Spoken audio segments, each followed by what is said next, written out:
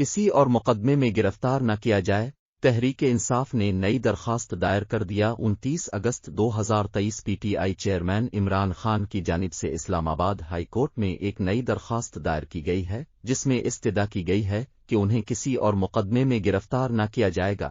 P T I کی جانب سے خدشہ ظاہر کیا جا رہا تھا کہ اگر عمران خان کی سزا معطل ہو بھی گئی تو کسی دوسرے مقدمے میں ان کی گرفتاری ڈال کر رہائی روک دی جائے گی۔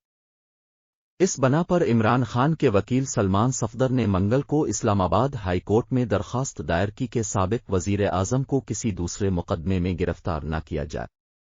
انہوں نے 6 دیگر مقدمات میں عمران خان کی ضمانتیں خارج ہونے کو اپنی درخواست میں چیلنج کیا ہے۔ انہوں نے استدعا کی کہ عدالت فوری طور پر اس درخواست پر سماعت کرے۔ وکیل چیئرمین پی ٹی آئی نے ملاقات سے متعلق درخواست دائر کی تو چیف جسٹس عامر فاروق نے ریمارکس دیے کہ اس حوالے سے آرڈر پاس کر دوں گا۔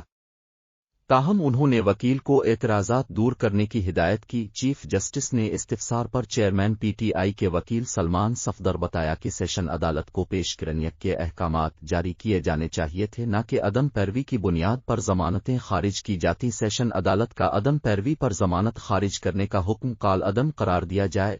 چیف جسٹس عامر فاروق نے ریمارکس دیے کہ ضمانت قبل از گرفتاری تھی، عدم پیشی جان بوجھ کر نہیں تھی۔